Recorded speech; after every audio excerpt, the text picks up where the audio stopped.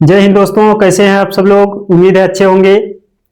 तो दोस्तों, आज के इस वीडियो में आरआरबी एनटीपी ग्रुप डी का प्रीवियस ईयर क्वेश्चन जो कि एग्जाम की दृष्टि से बहुत ही महत्वपूर्ण है, आप लोग प्लेलिस्ट में भी जाके देख सकते हैं वीडियो को। तो चलते हैं आज के इस वीडियो पे। जैसा कि एक बात और कहना चाहेंगे, जैसा कि बिहार विधानसभा का चुनाव हुआ, वहां पे एनडीए को जीत मिली है। जैसा कि आप लोगों को यह न्यूज मिला होगा, तो दोस्तों आप लोग अच्छे से लग जाइए, क्योंकि आपके पास अब ज़्यादा टाइम नहीं है। यही कहेंगे कि आप लोग अच्छे से तैयारी करिए, लग जाइए। आज का जो पहला क्वेश्चन है, फिटकरी का रासायनिक सूत्र होता है।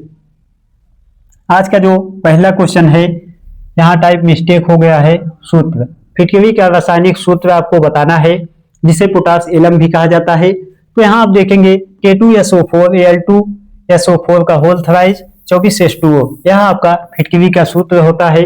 बात करें साधारण नमक NaCl, यह आपका साधारण नमक का सूत्र होता है। बात करें हम CaO ब्लीचिंग पाउडर,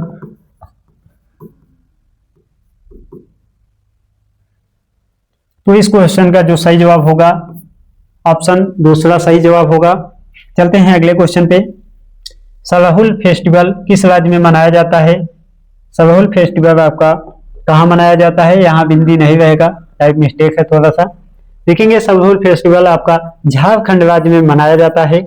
झारखंड इसका राइट आंसर होगा।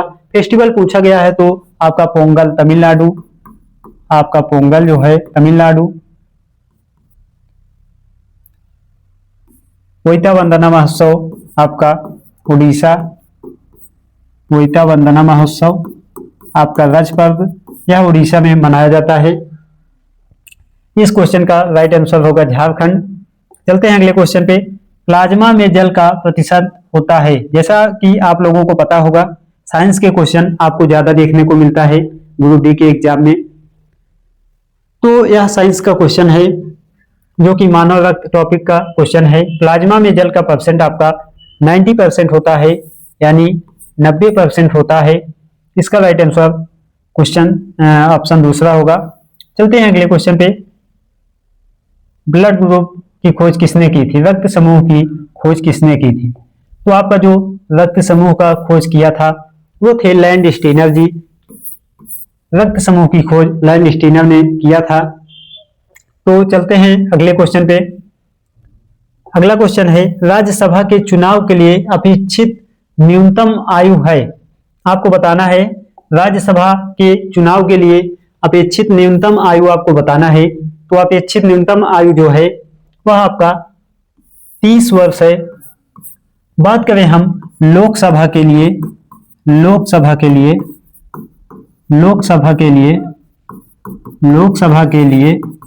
न्यूनतम अपेक्षित आयु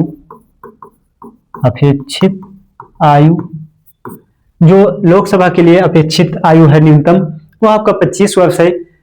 जैसा कि देखेंगे लोकसभा का जो कार्यकाल होता है वह आपका 6 वर्ष के लिए होता है, 6 वर्ष के लिए होता है। राज्यसभा का जो कार्यकाल है, आपका जो लोकसभा का कार्यकाल है यह 5 वर्ष के लिए होता है।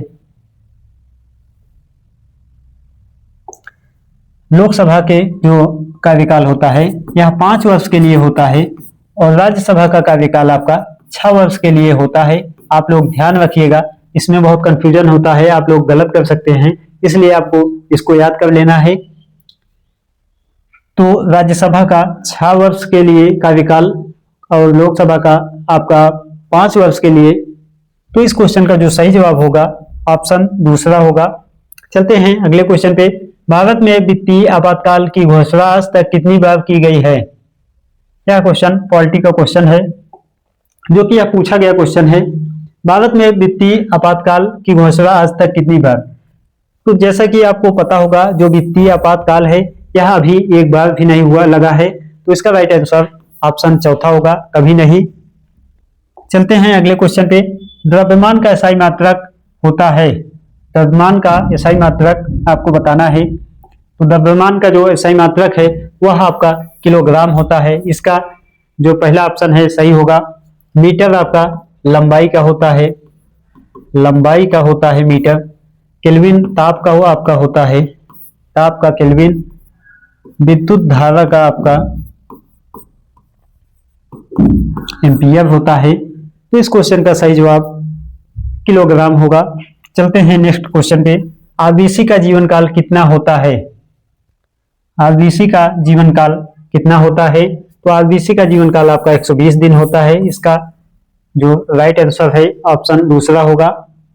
बात करें 2 से 3 दिन का किसका होता है, तो डब्ल्यूबीसी का आपका 2 से 3 दिन का होता है कार्यकाल।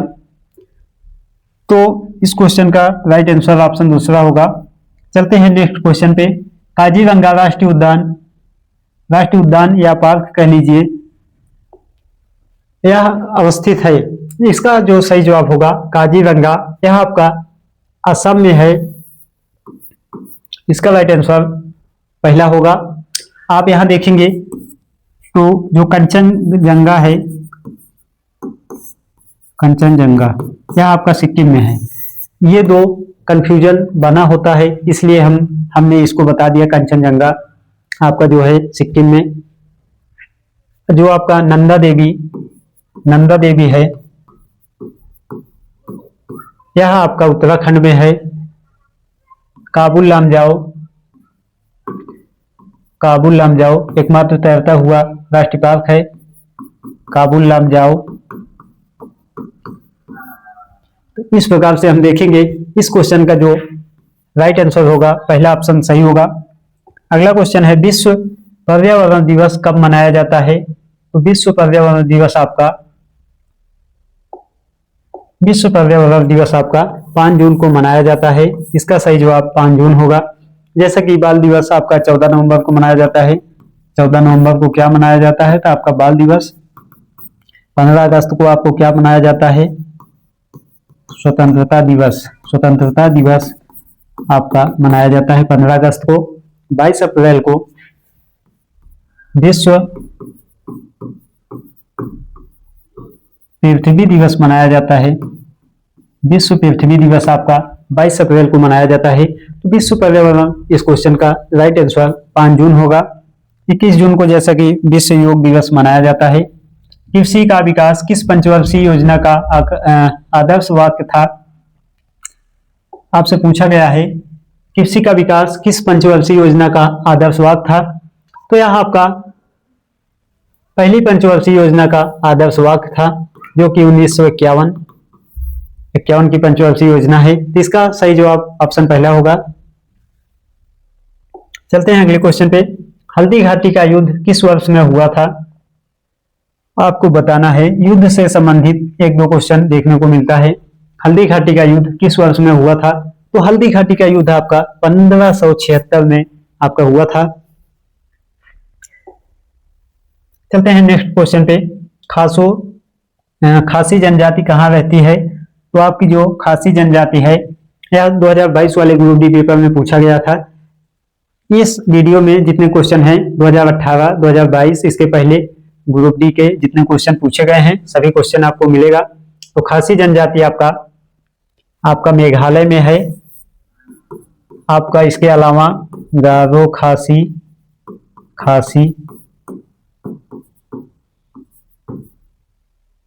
जयंतियां आपका गारो खासी जयंतियां यह आपका मेघालय में मिलता है। तो इसका जो राइट आंसर होगा ऑप्शन तीसरा होगा, मेघालय। खासी जनजाति आपका मेघालय में पाई जाती है। बिहार का एकमात्र बाघ अभ्यारण्य कौन सा है? तो बिहार का एकमात्र जो बाघ अभ्यारण्य है आपका वाल्मीकि है। इसका राइट आंसर ऑप्शन पहला होगा। वाल्मीकि बिहार का एकमात्र बाघ अभ्यारण्य माना जाता है। चलते हैं नेक्स्ट क्वेश्चन पे। बिजली के बल्ब का आविष्कार किसने किया? जो बिजली का बल्ब है इसका आविष्कार आपका थॉमस एडिसन ने किया था। इसका राइट आंसर ऑप्शन दूसरा होगा, थॉमस एडिसन। कौन प्रकृति में विद्युत धनात्मक होती है? आपको बताना है। धातुएं होती हैं, क्या धातुएं होती हैं कि उपधातुएं होती हैं? आपको ऑप्शन दिया हुआ है, ऑप्शन देख के आपको जवाब देना है। तो इस क्वेश्चन का जो राइट आंसर होगा वो होगा धातुएं। जो धातुएं होती हैं यह प्लस में होती हैं और धातुएं आपका विद्युत धनात्मक होती हैं। तो इस क्वेश्चन का सही जवाब आपका ऑप्शन पहला होगा। चलते हैं नेक्स्ट क्वेश्चन पे। लोहे को कठोर और मजबूत बनाने के लिए निम्न में से क्या मिलाया जाता है? लोहे को कठोर मजबूत बनाने के लिए क्या मिलाया जाता है, आपको बताना है। ऑप्शन दिया हुआ है। तो इसको कठोर मजबूत बनाने के लिए आपको कार्बन की मात्रा जितना ज्यादा होगी उतना ही लोहा कठोर और मजबूत होगा। तो इसको मजबूत बनाने के लिए इसका राइट आंसर ऑप्शन दूसरा होगा। अगला क्वेश्चन है जो कि हिस्ट्री का है। लाख बख्श की उपाधि किस शासक को दी गई थी? तो लाख बख्श की उपाधि आपको कुतुबुद्दीन ऐबक, इनको लाख बख्श की उपाधि दी गई।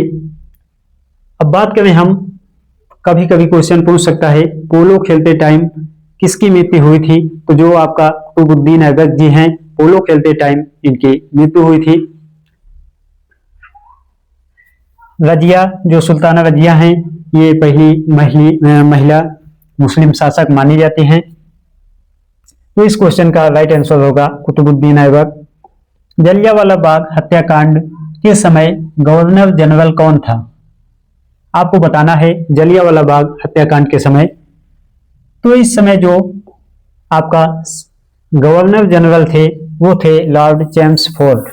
इसका राइट आंसर होगा ऑप्शन तीसरा, लॉर्ड चेम्सफोर्ड। चलते हैं नेक्स्ट क्वेश्चन पे। पूना समझौता कब हुआ था? पूना समझौता कब हुआ था? तो पूना समझौता आपका 1932 में, पूना समझौता आपका 1932 में हुआ था। इसका राइट आंसर ऑप्शन दूसरा होगा, पूना समझौता।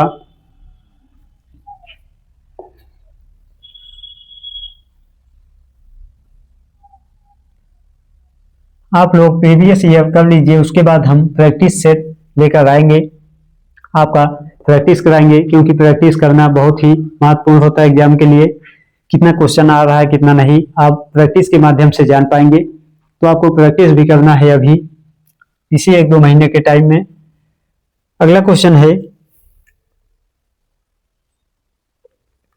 जो आपका कोणार्क मंदिर